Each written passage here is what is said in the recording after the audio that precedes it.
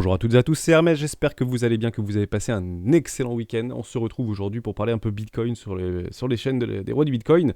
On va parler options également, on va parler de Casper, Nasdaq, Rose, Matix. On va parler aussi d'un petit stock, c'est SESG, c'est Naruto33 qui voulait qu'on en parle. Ouais, ça peut être intéressant en fin de vidéo qu'on l'aborde.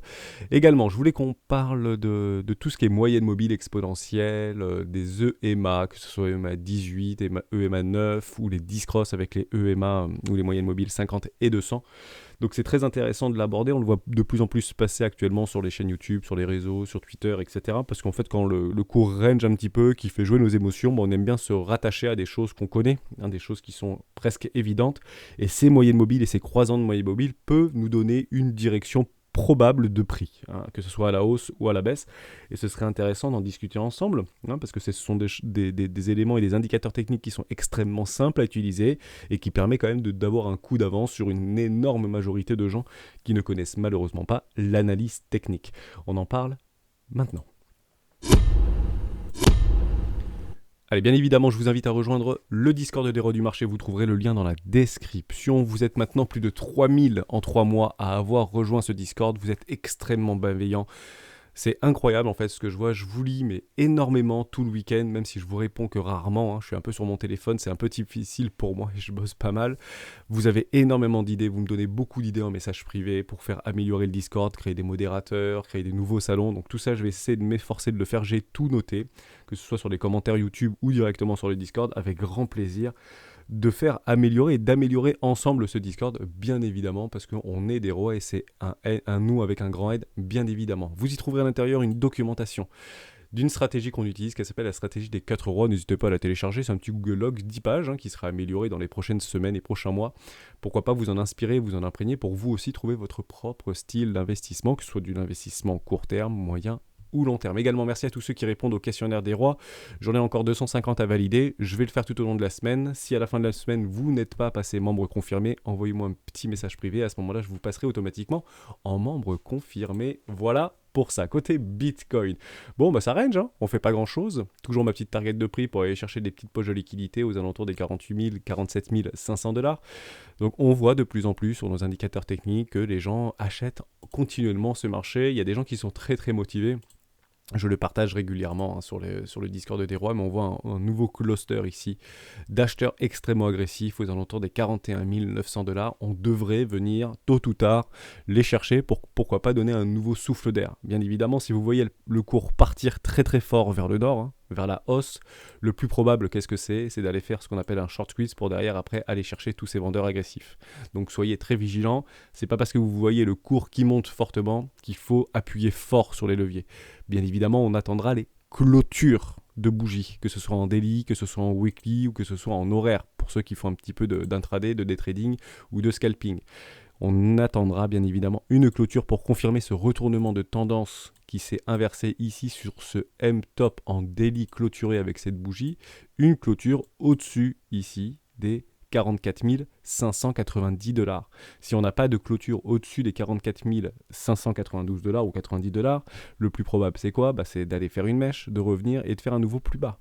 Ok? Parce que la dynamique moyen terme, très court terme, enfin court terme, moyen terme, on peut parler plutôt court terme ici en daily, et plutôt baissière, complètement confirmé, bien évidemment. Et on a ce petit cluster là, donc ce serait bon pour le marché de venir chercher ce petit cluster là. Alors pas forcément aujourd'hui, pourquoi pas aujourd'hui? Parce que les marchés et Wall Street est fermé, c'est le 3e lundi du mois de janvier.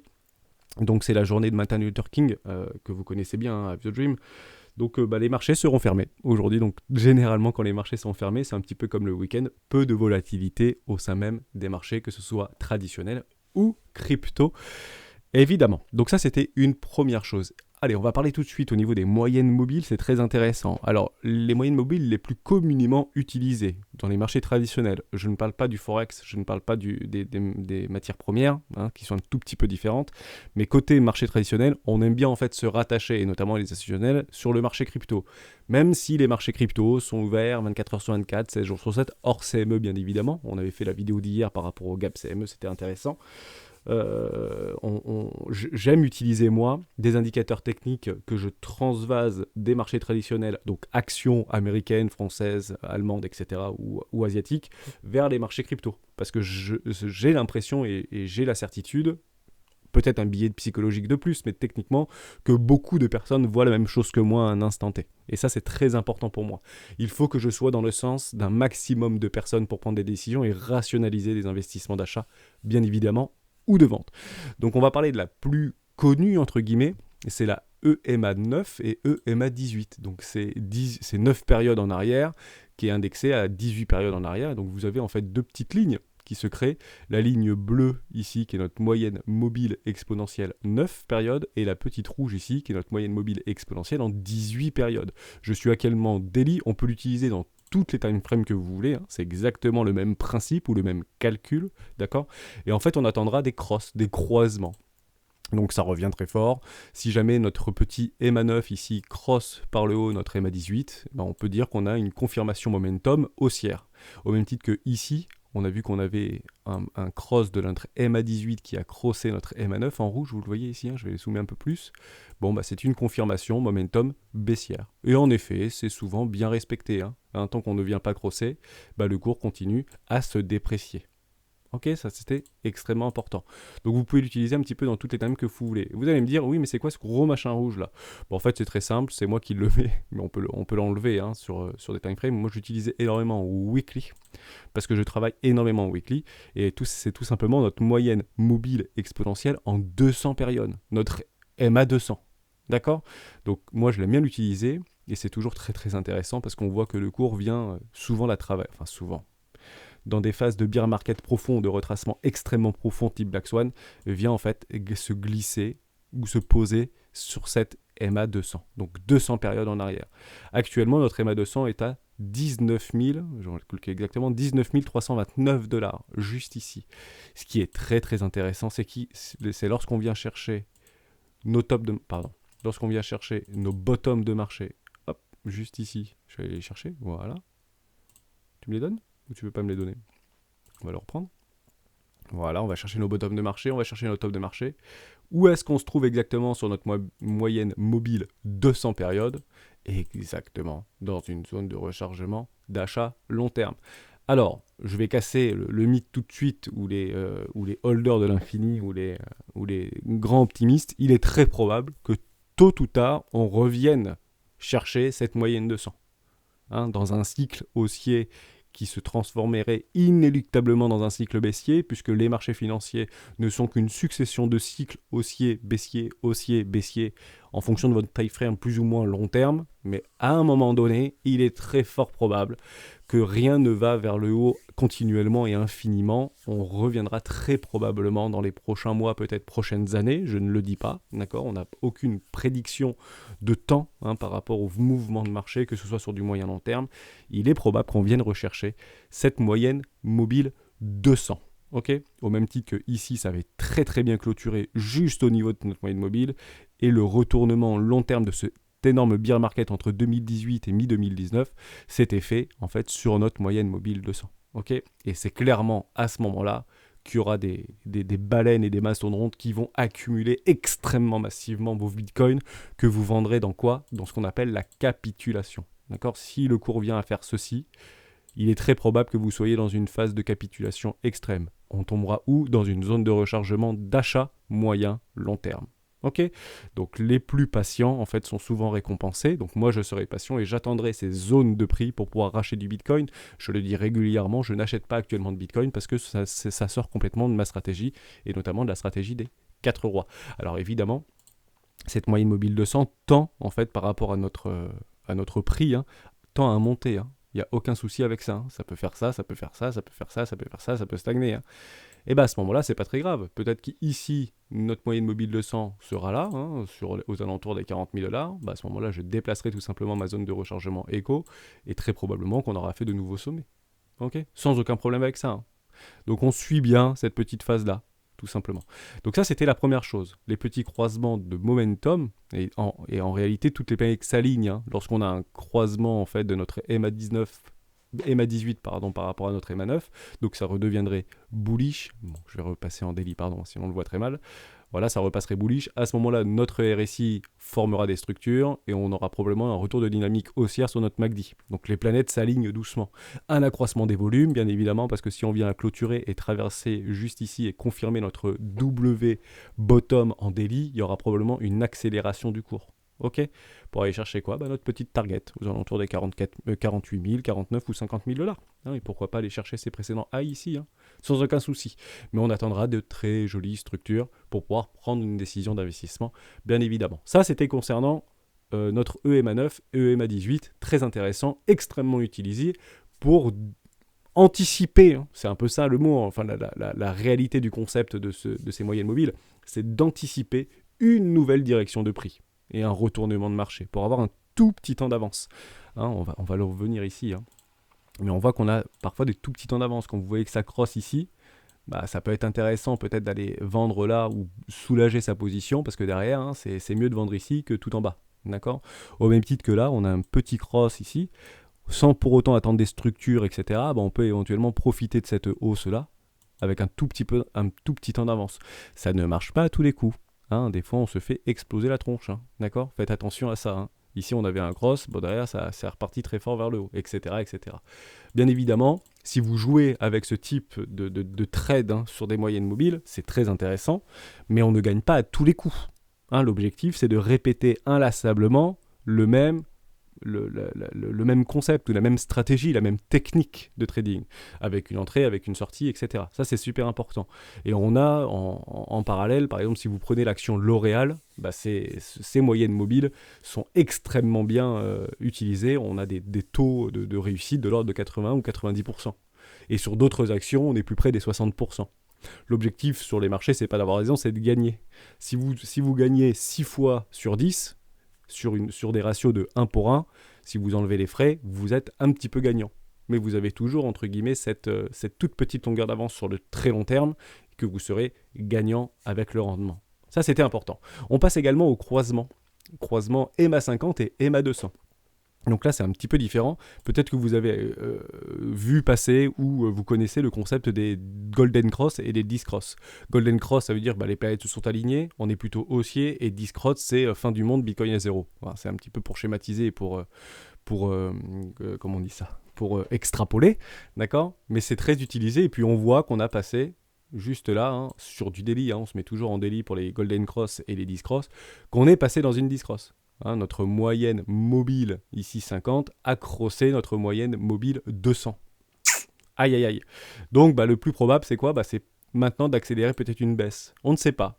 Ce qui se passe souvent aussi, c'est quand on vient avoir ce type de choses, c'est que dans les semaines qui suivent, ou dans les jours qui suivent, c'est le contraire de ce qui se passe. C'est très intéressant. Pourquoi ? Parce que il y a des gens qui tradent en fait et qui investissent sur ces Golden Cross et ces Discross. Donc on va la prendre ici par exemple sur cette bougie là.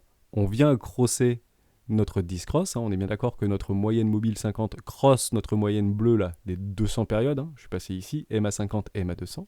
D'accord ? Donc ici on part vers le sud. Derrière on structure un W weekly et on repart vers le nord. Donc en fait dans les jours qui viennent, le plus probable c'est quoi ? C'est peut-être d'acheter les Discross et de vendre les Golden Cross. Juste là, on a notre Golden Cross. On part et on fait un check-out, on va sortir tous les traders. Très intéressant, même si la dynamique long terme, moyen terme reste haussière. Et on refait la même chose, si on revient un petit peu dans le passé, c'était un petit peu la même idée. Elles sont pas régulières, les Discross et les Golden Cross. Même titre ici. Ici, on a haussier, on est d'accord que... c'est baissier, pardon. On voit juste là que c'est baissier, donc notre moyenne mobile 50 cross notre moyenne mobile 200. Derrière, on fait un check-out et on part. Et on vient bien sortir les gens. Si on vient à vendre ici le marché, hop, on se fait sortir parce qu'il y a un rebond technique. Pareil ici. Là, en fait, on serait plutôt bullish, juste là. Bullish qui dit, bullish, on sort les traders. Et à chaque fois, on a des temps de retard. C'est très très intéressant, je trouve ça très marrant. Donc pareil ici, oh super, ça y est, ça va partir au nord. Non, non, pas du tout. Allez, hop, on sort tout le monde et derrière on repart. D'accord ? On range, mais on repart. C'est très très intéressant, je trouve ça. Donc on est souvent en fait à temps de retard sur les Golden Cross et les Discross sur le Bitcoin pour aller chercher des potentielles directions de prix sur le court terme. Bon, alors maintenant qu'est-ce qu'on va voir ? C'est très simple. je confirme complètement avec ce type de choses que je vois sous les yeux par rapport à notre petit rebond technique dans les prochains jours, qui devrait aller chercher une poche de liquidité, repartir, mais probablement, vis-à-vis de cette situation-là, d'aller faire peut-être un nouveau plus bas pour aller sortir les derniers lots ici, tout simplement. C'est pas complètement impossible. On le verra. Alors comment on le verra? C'est très simple. On y vient souvent sur Coinalyse. On voit encore des personnes qui achètent ce dip. On est en train de ranger là. On est clairement dans un range. Ok. On a notre funding qui continue à augmenter, notre open interest qui continue à reprendre des couleurs, notre ration long short qui continue à augmenter. Donc il y a de plus en plus de longs qui viennent sur ce marché. Oui, nos spreads sont plutôt négatifs et c'est intéressant que nos spreads sont plutôt négatifs puisque techniquement nos contrats à terme à 3 mois sont plutôt à la baisse plutôt qu'à la hausse et le marché a tendance, et notamment sur les dérivés, le contraire de ce que la majorité pense. Néanmoins, à court terme ou en daily, entre guillemets, on est plutôt optimiste et c'est pas du tout ce qu'on veut voir. D'accord, je vous montre souvent Binance Future, mais on revoit ici qu'on repasse sur du 70-30. On était sur un petit ratio 67-32, bon, ça commençait à baisser doucement et puis hop, on remonte. Ça veut dire qu'il y a des gens qui rachètent ce marché sur les leviers en dérivés. Ok, et on le voit extrêmement bien sur ce cluster. Je vous l'avais montré, vous avez ce super cluster là, on appuie fort sur les leviers d'achat. Bon, si on appuie fort sur les leviers d'achat, le cours le plus probable c'est d'aller chercher ces poches de liquidité. D'accord? Donc c'est normal que lorsqu'on longue fort et on achète fort ce marché en levier x10, x50, x20, x100, le cours monte. Mais le cours monte en fait de façon c'est anecdotique. C'est très éphémère. Parce que le marché et les market makers se font un plaisir d'aller chercher ces poches de liquidité pour vous torturer et pour vous faire mal. Parce que le marché est très douloureux. D'accord? Donc attention, bien évidemment, sur les leviers, encore une fois. Donc ça, c'était un petit peu un tour d'horizon sur les moyennes mobiles qui sont très intéressantes. N'hésitez pas à les expérimenter, vous renseigner. Il y a énormément de vidéos sur YouTube et énormément de documentation sur Internet pour essayer de découvrir un petit peu ces concepts de moyennes mobiles qui sont très intéressantes, simples à utiliser et simples à mettre en pratique et qui, sur le long terme, nous dit-on, sont plutôt rentable. Ça, c'était super important. On finit très rapidement Bitcoin sur les options. Vous vous rappelez que sur les options, on était au début du mois, alors que c'était tout début janvier, il y a une quinzaine de jours, on était sur un max paying price à 55 000 $. Bon, on est revenu plus près là maintenant des 48 000 $ à la fin janvier. Fin janvier, tout à fait. Donc le plus probable, qu'est-ce que c'est? C'est comme on avait vu, vous vous rappelez, les 100 000 et les 200 000 $ au 31 décembre. Et ça, on l'avait vu déjà il y a plusieurs mois en arrière, il y a peut-être 3 mois en arrière. Le plus probable, c'était de prendre le max paying price. On a mangé de plein fouet le max paying price sur les 48 000 $. Je crois que c'était 48 000 ou 46 000 $. Bon, on est pile allé dessus. Donc voilà, c'est intéressant de vous dire ça et de montrer ça. Si l'histoire se répète continuellement et si les market makers et les baleines, les mastodontes qui guident et pilotent ce marché, les banquiers qui pilotent ce marché qui vendent en fait ces options de call et de put, veulent liquider ou sortir un maximum, ou faire un maximum de perdants, et le prix entre guillemets des perdants, que ce soit en put et en call, ce sera 48 000 $. Bon, c'est toujours super intéressant puisque c'est exactement ce qu'on voit. 48 000 $, où est-ce que c'est? Ce sera exactement, je vais le prendre, je vais enlever ça, 48 000 $, on serait exactement ici, au-dessus de nos prix en haut. On s'en fiche de ça, du Golden Cross, ça n'a aucun impact de prix ou aucune interrogance de prix, mais on serait exactement sous cette petite poche de liquidité où il y a des ordres qui attendent. D'accord, on l'avait vu chez nos amis, je sais plus, c'est des Deribit, je crois qu'on l'avait vu la semaine dernière. On va regarder Deribit. Est-ce qu'il y a des petites poches de liquidité? 48 000 $, comme c'est bizarre. Voilà, bon, ça ce sont des ordres de vente. Donc rien n'est joué, bien évidemment. Comme ça, on fait ces petits parallèles avec nos indicateurs techniques, toujours très intéressants. On parle de Casper, on avait discuté de ça ce week-end avec Dastar. Casper, il revient énormément de commentaires, c'est la hype, pourtant il fait rien, c'est peu liquide, c'est pas sur les exchanges, donc probablement peu d'acheteurs et peu d'acheteurs de gros portefeuilles sur Casper. Néanmoins, on voit qu'on ne vient pas casser les prix en l'eau, il y a une probable accumulation actuellement. Ces accumulations, je le répète, quel que soit le cryptoactif, peuvent durer des mois, voire des années. C'est très important. C'est pas parce qu'on parle de plus en plus de Casper sur les réseaux, dans la cryptosphère. Je parle bien de la cryptosphère, parce que si vous parlez à quelqu'un dans la rue, déjà que c'est un peu compliqué pour lui de comprendre Bitcoin, alors imagine parler de Casper, pour lui c'est le petit fantôme. D'accord? Donc, même si vous sentez cette hype au sein de la cryptosphère, c'est pas ça en fait qui va faire venir en fait des institutionnels, c'est pas ça qui va faire venir du public. Il faut sortir de cette cryptosphère. Comment on sort de cette cryptosphère? C'est en faisant de nouveaux records. D'accord? Exemple, Casper fait en 2 mois plus 10 000%. Oui, là, ça va sortir en fait du jargon de la cryptosphère et ça va toucher d'autres personnes qui vont, in fine, injecter de nouvelles liquidités dans le marché pour encore plus pousser le prix. Un petit peu comme Solana. Solana, c'est entre guillemets la dernière crypto à être, ou Matic, à être sortie en fait de la cryptosphère pour aller toucher un public plus large, notamment avec leur NFT, notamment avec tout ça, et avec leur protocole, qui est très intéressant, d'accord? Le challenger d'Ethereum, qui va remplacer Ethereum dans 1 an, etc. Les gens y voient Solana à 10$ ou à 50$, Ethereum à 4000$. Peut-être intéressant si ça vient à 4000$. Donc, bien sûr, le prix n'est pas intéressant, il faut regarder les market cap, etc. Mais techniquement, c'est un peu ça. C'est comme ça qu'on peut le schématiser et l'imaginer. Bon, revenons à ce qu'on voulait dire avec Dastar. Dastar a vu qu'il y avait énormément de libération de tokens par les fondateurs, notamment de Casper. Et ça, on le voit très très bien. Vous voyez en fait le prix qui stagne actuellement, qui range, d'accord, au niveau des plus bas depuis maintenant quelques mois, d'accord, depuis 6 mois à peu près. Et quand vous passez ici sur CoinMarketCap, sur la market cap, d'accord, on voit que la market cap augmente. En somme, Casper, la market cap globale de Casper, prend de la valeur.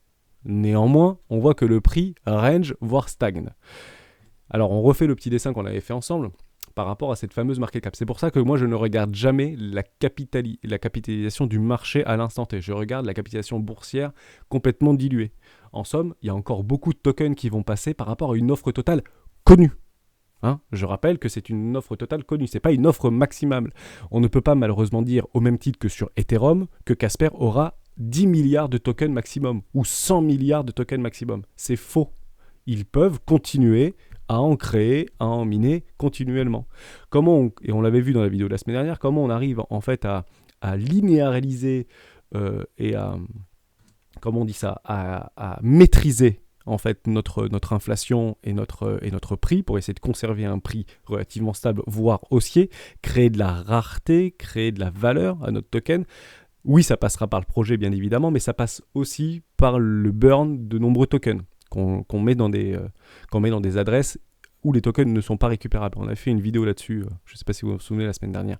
On va pas y revenir, mais techniquement c'est ça. Si vous voulez, je vous refais un petit peu le dessin de ce qui est en train de se passer actuellement sur Casper. Ici, vous avez l'augmentation de la market cap. D'accord? Pourquoi? Parce qu'il y a l'inflation de Casper. Donc j'ai essayé de regarder sur internet, je n'ai pas trouvé. Si vous le savez, soit vous le mettez sur le Discord, soit mettez-le en commentaire. Quel est le taux d'inflation de Casper?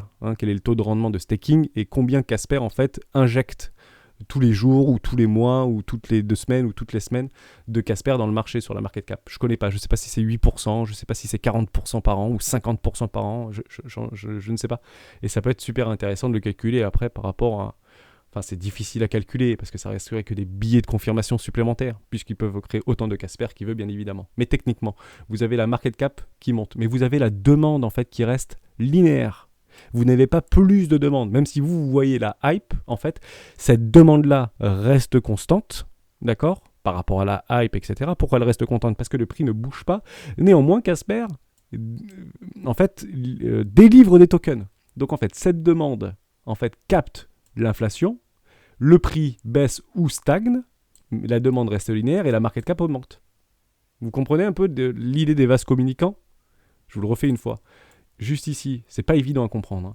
Donc vous avez ici la demande qui reste linéaire. Donc vous avez toujours autant d'acheteurs et toujours autant de vendeurs. Néanmoins, le prix baisse ou le prix stagne. On peut dire qu'il baisse un petit peu parce qu'il a encore perdu quelques pourcents. Mais la market cap totale, augmente. C'est bien parce qu'en fait, on injecte des Casper dans cette market cap. Et il faut bien des acheteurs en face pour pouvoir absorber ces Casper-là. Si la demande reste croissante, automatiquement le prix baisse. D'accord? C'est inflationniste. Au même titre que le dollar.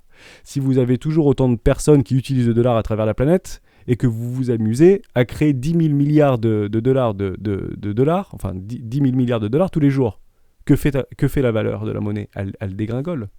A l'inverse, si vous supprimez des dollars du système et que vous avez de plus en plus de personnes qui cherchent à acheter et à posséder du dollar, Que fait le prix du dollar? Le cours du dollar monte, bien évidemment. C'est à peu près ce qui devrait se passer dans les prochaines années avec le Bitcoin notamment. Tout simplement, c'est mathématique. Voilà, donc c'était important de faire ce petit parallèle-là. Donc pour l'instant, le plus probable, qu'est-ce que c'est pour Casper? Clairement, c'est de ranger. Peut-être qu'on est en train de créer, ou les fondateurs, ou je ne sais pas, en train d'envoyer un maximum de tokens. Il faudrait qu'on se renseigne un peu plus sur Internet pour voir un petit peu le montant en fait, de l'inflation ou le montant des tokens qui sont délivrés au quotidien, par semaine, etc. sur Casper. Mais pour l'instant, voilà, qui gagne? C'est plutôt ceux qui détiennent les tokens. Qui détient les tokens? Jusqu'à preuve du contraire, c'est plutôt les fondateurs. Et là, on est en train de donner un maximum dans le staking, on est en train d'en donner un maximum dans les développeurs. Donc vous êtes là, regardez votre... c'est difficile, à appréhender, mais vous avez acheté peut-être pour 1000 euros de Casper et vous voyez qu'il fait rien.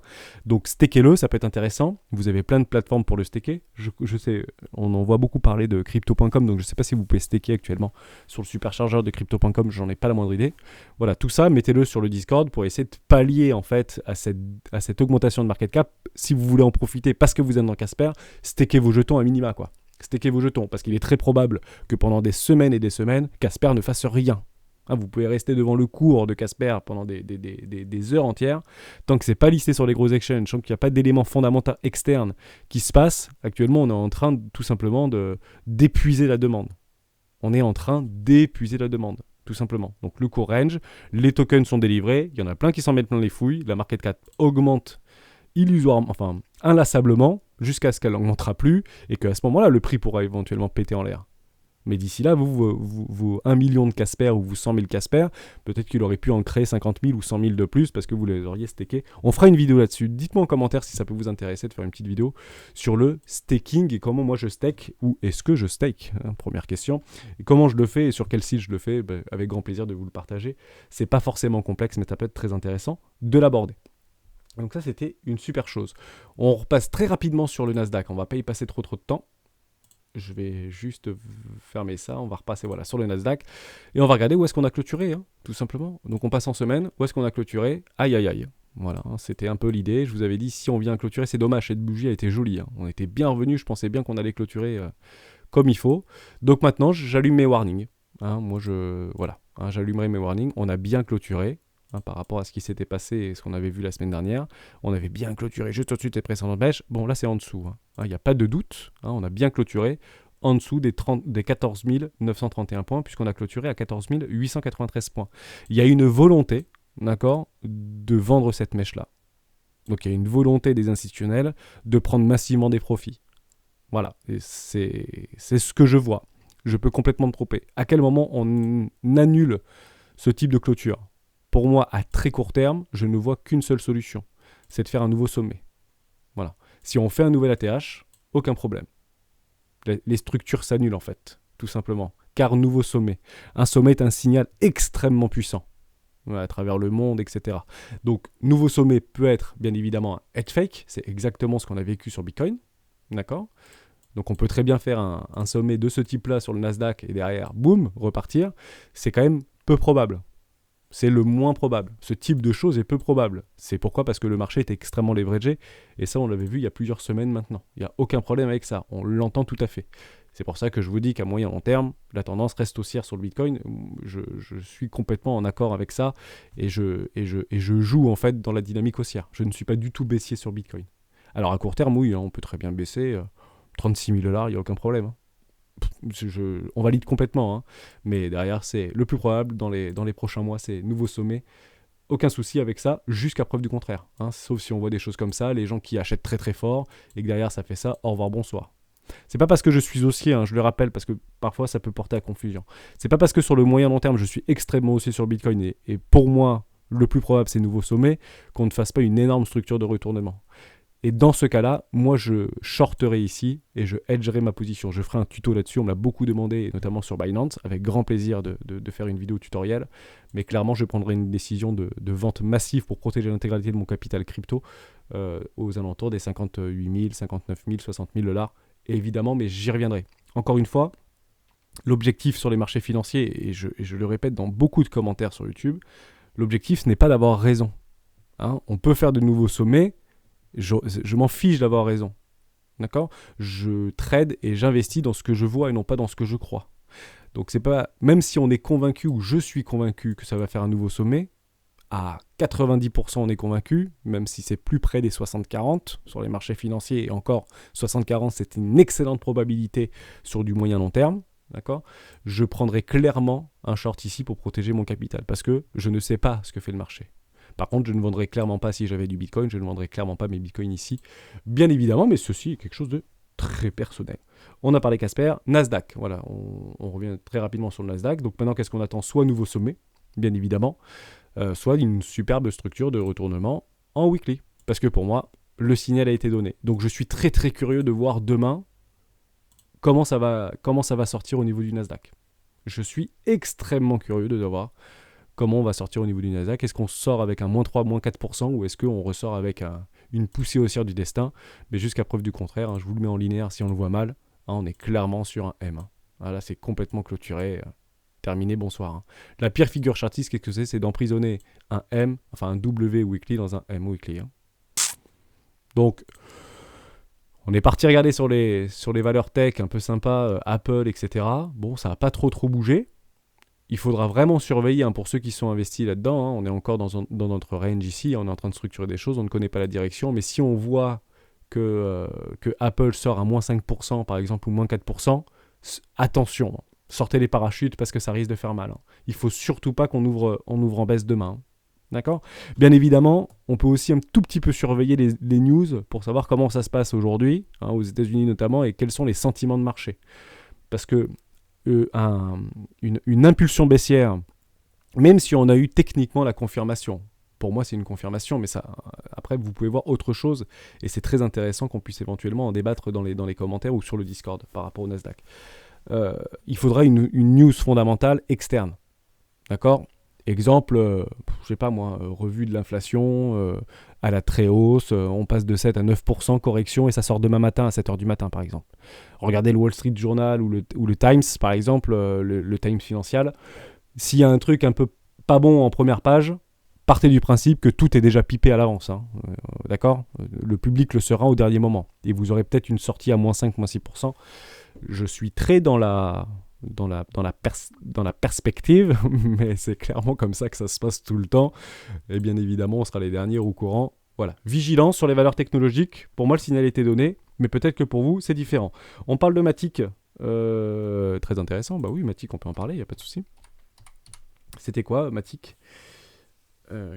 Sur le long terme, bien sûr. On va en parler de Matic sur le long terme. Hop, Polygon. On va aller chercher. Je crois que j'ai un petit peu d'historique sur. Ouais, c'est bon. J'ai l'historique. Bon, Matic, c'est complètement haussier. Il n'y a pas de problème. Est-ce qu'on peut investir là-dedans ? Non, c'est terminé. Hein, on ne peut plus investir là-dedans sur Matic. Ce qui est Matic, on devait en acheter en fait. Le Matic, c'est les. Je ne sais plus ce que c'est. C'est les NFT, hein, Matic, hein, me semble-t-il. Donc, bah non, malheureusement, on ne peut plus acheter là-dedans. Hein. C'est terminé de terminer. Hein. Donc, pour les plus patients, on attendra quoi ? Une zone de rechargement d'achat, long terme. Moi, je touche plus à Matic. Hein. Ça a fait quelques millionnaires. On en avait parlé il y a quelques semaines de Matic. Ça avait fait quelques millionnaires. Donc, très intéressant. Hein. Matic, c'est aussi bien, je vous le dis, hein, c'est un petit peu du Casper, hein, aussi bien. Qu'on se mente pas. Hein. Actuellement, Casper, je suis un peu pessimiste sur Casper. Non, je suis très optimiste sur Casper. Je pense que ça peut faire des choses incroyables. Il n'y a aucun souci là-dedans. Mais j'attendrai un listage sur les gros exchanges. Et oui, c'est même sur Binance. Sur Binance, ça n'a rien fait pendant des années, Matic. Hein. Bon, je pense que quand ça a été listé, on a dû avoir un petit soubresaut. Voilà, vous voyez ? On est listé, il y a des petits soubresauts. Et puis, c'est pas rien quand même, les soubresauts, quand on est listé. On fait du plus 1000% là. Voilà, je sais pas si cette mèche est valide, mais celle-là, elle est au minimum valide. On fait du plus 10, on fait du x10. Derrière, ça retombe, etc. Et quand on regarde ça, c'est ça que j'aimerais vraiment vous montrer, c'est super important. Vous êtes là, on parle de Matic ou pas du tout, parce qu'il y a eu des ICO sur Matic. Il y a des gens qui l'ont acheté pour moins de 1 centime de dollar, ce truc. Ok ? Qu'on soit bien d'accord. Bon, derrière, ça fait du pump and dump, c'est très peu liquide, tout le monde s'en fiche. Non, c'est trop volatile, machin. Et derrière, ça part en l'air. Mais vous avez bien vu, hein, il faut surtout pas qu'on se mente là-dessus. L'objectif, c'est pas d'avoir raison, d'avoir tort, c'est de gagner. À mon avis, il y a peu de personnes qui avaient encore du Matic ici. Hein, les gens qui ont acheté là du Matic, parce qu'ils y croyaient dur comme fer, que c'est l'avenir, c'est sûr que c'est celle-là et c'est pas une autre, que vous commencez à partir là, que vous n'avez pas pris vos profits, vous vous retrouvez ici, ça fait un espèce d'énorme, je suis en weekly, un M top weekly pas du tout joli, qui prend une énorme structure ici en épaule tête épaule, je peux vous garantir qu'ici vous êtes beaucoup, enfin pas vous, mais vous comprenez un petit peu la thématique, beaucoup en fait ont capitulé ici. On dit non mais c'est bon, en fait c'est un scam, c'est une arnaque, ça vaut rien. Bon, bah les plus patients, même si vous avez acheté ici, d'accord, ont complètement été récompensés. Ok, on est bien d'accord, hein, que ici c'était 3 centimes d'euros. 3 centimes de dollars. Voilà, donc maintenant, est-ce que ça peut refaire ce type de performance? Alors c'est bien de regarder dans le rétro, c'est quand même moins probable. D'accord? Ça a fait 15 000% le BB là. Donc c'est un petit peu difficile. Je ne dis pas que ça n'a pas d'avenir. Je pense que la valeur peut toujours se déplacer vers le haut, tant que la dynamique reste haussière. Néanmoins, je ne peux pas réinvestir là-dedans. Je ne peux pas investir là-dedans. Ce n'est pas de l'investissement là. C'est clairement du trading. C'est du swing trading. Trading de tendance. Complètement haussier, il n'y a aucun souci avec ça. Hein. Vous avez votre high, vous avez votre low, et puis allez, nouveau sommet, il n'y a aucun souci. Mais par contre, vous ne referez probablement pas des plus 15 000%. D'accord? Donc si vous êtes holder long terme, d'accord?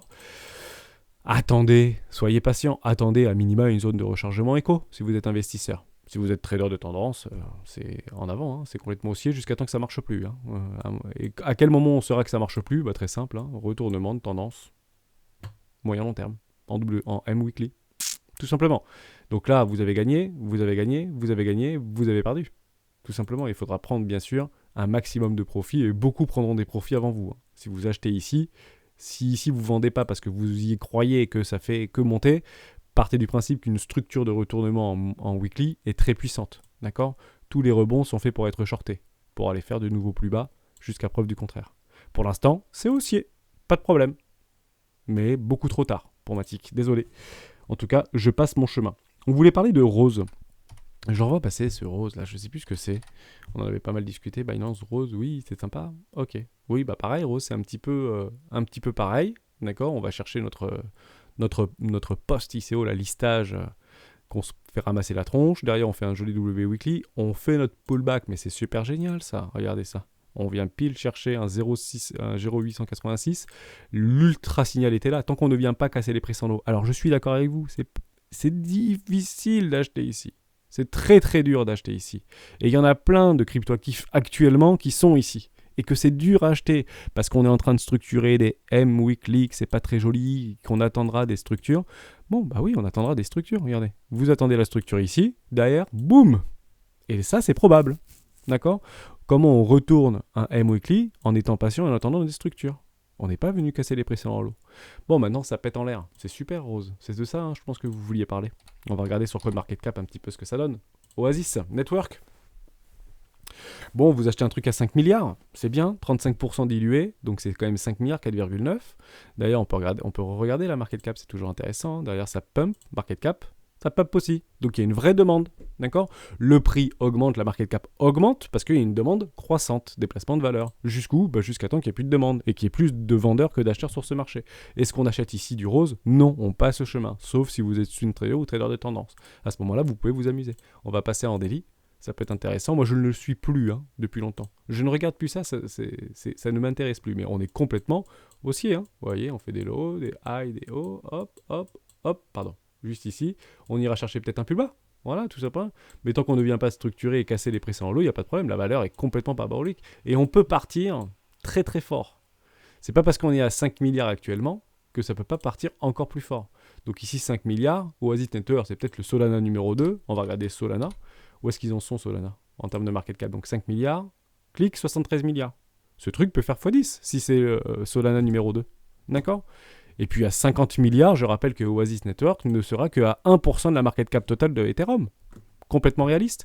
Est-ce que c'est là où moi j'investirais? Pas du tout. Pas du tout. J'y suis pas dans Rose. Bon, je l'ai loupé, mais c'est pas très très grave.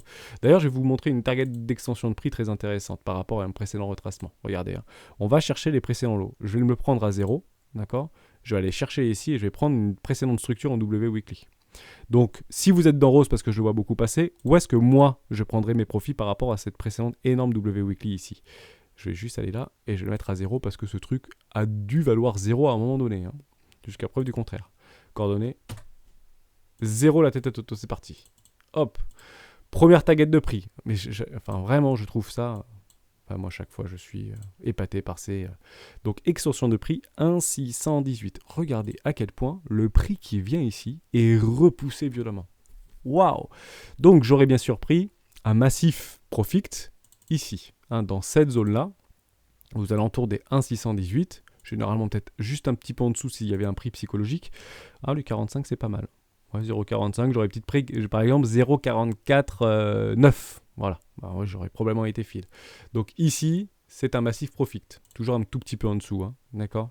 Même si très souvent ça vient dessus et ça travaille et ça mèche dessus, ne soyez pas trop gourmand, hein, si vous voulez prendre des massifs fixes sur des retracements d'extension Fibonacci qu'on utilise chez les rois du Bitcoin ou les rois du marché sur la stratégie des 4 rois, un tout petit peu en dessous, voilà, même 43,95. Est-ce qu'on est vraiment à 10% près quand on fait des remontadas de l'espace de l'ordre de 500 ou 600%? Je ne pense pas qu'on soit à 10% près. En tout cas, moi, je ne le suis pas. Je prends un massif profit ici, très simple. Derrière, on va rechercher d'autres extensions de prix. On refait un massif profit juste là, entre les 2,618 et les 3. Ici, on n'y est pas encore, on peut complètement aller les chercher. Et le massif profit de l'infini, ce sera ici entre les 3,618 et les 4, en dessous d'un prix psychologique. Où est-ce que... Formidable. Où est notre prix psychologique? Regardez ça. Hein. Donc je target fin de bull run, ou fin de... C'est incroyable. Hein. 360 juste en dessous des 1$. Les 1$, énorme prix psychologique pour Rose actuellement, d'accord? Quand vous serez par ici, là, d'ailleurs, juste là, vous êtes déjà à 1$.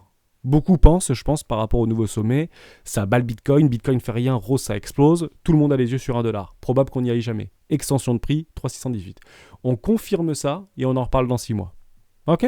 Pour ceux qui y sont, prenez vos profits bien évidemment, si vous êtes arrivé à vos 110% ou 200%, hein, vous ne regretterez jamais de prendre des profits. Je préconise, en tout cas moi dans ma stratégie, je prendrai aux alentours de 80% de ma position sur Rose, aux alentours des 96-97 centimes de dollars sur un énorme massing profit, que j'appellerai également, juste ici, Big Profit 80%. Voilà, exit 80% en avant. Ok, on pensera à moi à ce moment-là, on verra bien où est-ce qu'on en est, peut-être qu'on sera à 2 ou 3 $, je ne dis pas complètement le contraire, mais partez du principe que pour ceux qui sont rentrés sur cette réaccumulation-là, hein, c'est très très important ce que je vous dis. Donc il y a des gens qui ont acheté du Rose. Les premiers venture capital, écoutez-moi, premier venture capital ici, derrière pump and dump. On prend les profits, on retrace. On réaccumule, parce que les profits qui ont été pris là, on les réaccumule ici. Donc les baleines qui ont acheté là ont déjà pris leurs profits, pour eux c'est gratos, ils réaccumulent là avec leurs profits. Derrière, imaginez ces baleines qui n'achètent plus maintenant. Hein, c'est vous qui achetez, c'est plus les baleines. Il y a bien sûr des baleines qui achètent, hein. Ne nous y trompons pas. Hein. Mais techniquement, il y a beaucoup moins de baleines qui achètent là-dedans, elles achètent plutôt là. Ça part. Si ça continue à stagner comme Casper ou comme d'autres, bah, elle continue à accumuler. Par touche de 10 000, 1 million, 5 millions de dollars. Ok ? Et derrière, on va chercher des extensions de prix à plus 1500%. Bon, voilà. Hein, les gros portefeuilles qu'on a accumulés ici, qui ont stoppé la baisse, je pense qu'à plus 1500%, ils seront contents. Je ne dis pas qu'ils ne peuvent pas faire plus 10 000%. Je dis juste qu'ils prendront très probablement à x15 énormément de profit. Au même titre qu'ils ont pris énormément de profit juste ici sur les 1,618. Hein. Ce sont des retracements Fibonacci qui sont fortement défendus. Hein. D'accord ? C'est vendu. Hein. Moins 56% derrière. Hein. Donc c'est toujours pareil. On va le laisser, ces petits gris-gris, on les laisse. C'est intéressant. On a tendance dans notre esprit, et on finira pour ceux qui veulent sur SESG, hein, pour finir cette petite vidéo de lundi, d'accord ? Très intéressant, qui va durer 50 minutes. C'est incroyable. Très important, même si Bitcoin en fait tend à faire de nouveau plus haut, tend à aller très très haut, Bitcoin à 500 000 $ ou 1 million de dollars, c'est pas très très grave. Partez du principe que malheureusement, vous vivrez ce genre de choses, d'accord ? On va le vivre ici, on va le vivre et on va le vivre. D'accord ? C'est comme ici, tout le monde disait, je sais pas moi, machin à 5 centimes, Rose à 5 centimes. Et ici, on disait retour Rose à 10 centimes. Et c'est tout le temps repoussé. Je finirai là-dessus. Derrière, on va retourner sur Bitcoin. C'est toujours très intéressant. On avait fait aussi un petit travail sur ADA, très intéressant. Tout le monde dit ici, retour à 30 000 $. Ou j'achèterai pas à 30 000 $. Mais regardez, on compare. Hein. Comparons ce qui est comparable. Derrière, est-ce que vous voyez pas exactement la même chose ? Je sais pas, hein. On compare. Enfin, je vois exactement la même chose. C'est continuation de tendance haussière. Hein. Hein, continuation de tendance haussière. Hein. Voilà. On reste là-dessus. On finit par on finit par SESG. Donc c'est une boîte qui propose Internet, me semble-t-il, qui fait partie de Renex Paris. Société française qui fait de l'Internet par satellite. Je rappelle que l'Internet aujourd'hui, qui est notre fibre optique, etc., qu'on a à la maison, en 100 mégabits, 500 mégabits, 1 terabit, etc., en fait, 97% des flux d'information et de communication Internet passent par le filaire, passent par des énormes câbles sous-marins qui traversent le Pacifique, qui traversent l'Atlantique, etc. Et on a eu en fait l'approche lors de la conquête spatiale de créer en fait Internet par satellite, et d'ailleurs c'est un petit peu ce que Elon Musk est en train de créer. Facebook avait eu l'idée avant, bien évidemment, pour créer une constellation satellitaire pour donner accès à Internet aux pays en voie de développement et pays pauvres, type Afrique, Amérique du Sud, Asie, etc. Et en fait on s'aperçoit qu'en termes de coût de maintenance, c'est beaucoup moins cher d'aller prendre des bateaux pour aller réparer les câbles en mer, plutôt que d'aller envoyer des fusées pour aller réparer un satellite qui part à 60 000 km/s. Bon, c'était 60 000 km/h. Donc aujourd'hui, depuis les 50 dernières années, le filaire est beaucoup, même si peut-être plus coûteux à court terme, est beaucoup plus rentable à long terme. Et on a des capacités en fait de flux d'informations qui sont aujourd'hui supérieures par rapport au satellite, même si ça tend en fait à devenir un Eldorado. Demain, puisque les coûts d'acquisition de l'espace seront de moins en moins chers, bien évidemment, et notamment à notre ami Elon Musk. Bon, ça c'était un petit peu d'un point de vue fondamental.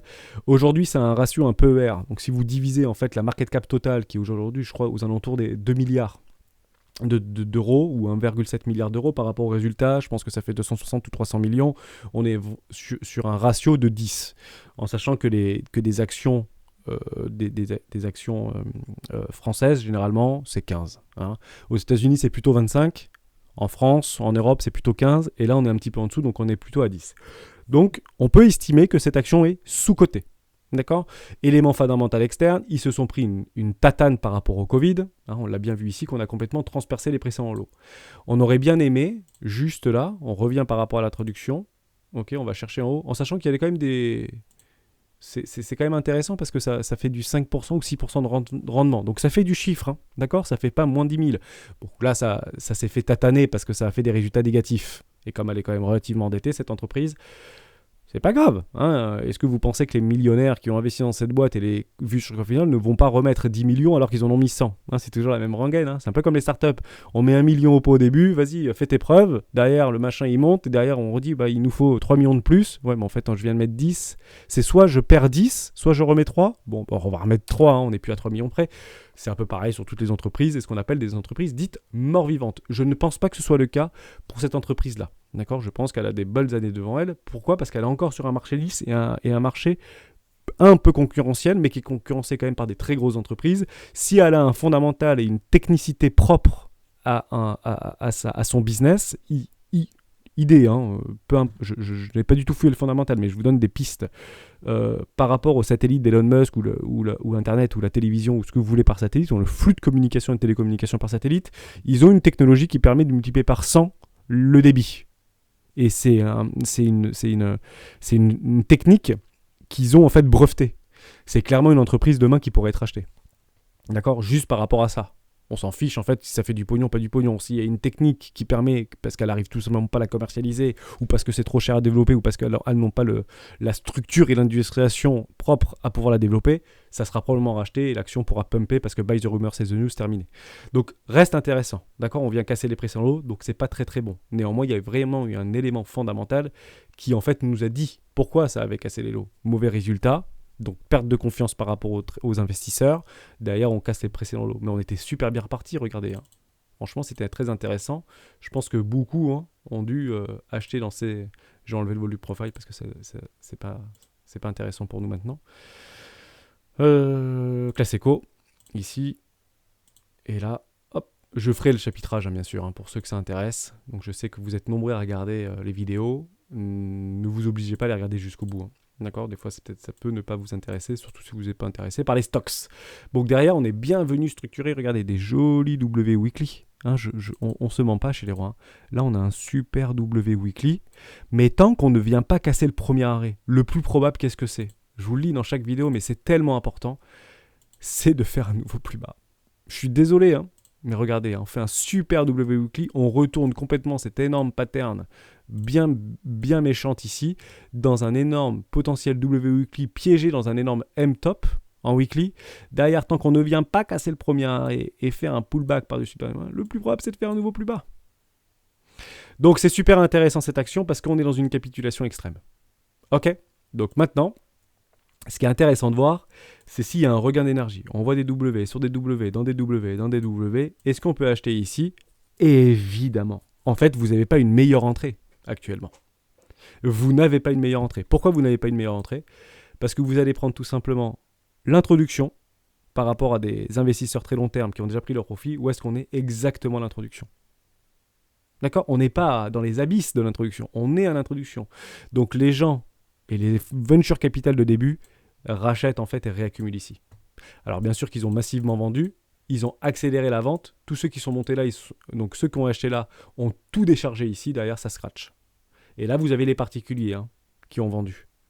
Donc ça doit être un petit peu morose d'ailleurs, s'il y a de l'amendement dans l'entreprise par rapport à l'action. Je pense que les CEO sont prometteurs et sont rassurants, mais les salariés sont peut-être pas bien. D'accord? C'est pas grave les salariés, je vais être très méchant en disant ça, et ce n'est pas ma personnalité. Mais vous prenez l'exemple de Danone il y a une dizaine d'années, vous vous rappelez de la publicité, c'est virer un salarié pour sauver un actionnaire. Bon, les marchés sont impitoyables, d'accord? Donc pas d'ego et pas d'état d'âme, malheureusement, on n'est pas là pour, même si on peut techniquement le faire, aider des entreprises, donner de la valeur aux startups, etc. Probablement que les salariés, ça se remplace. Ok? Donc voilà, c'était très important.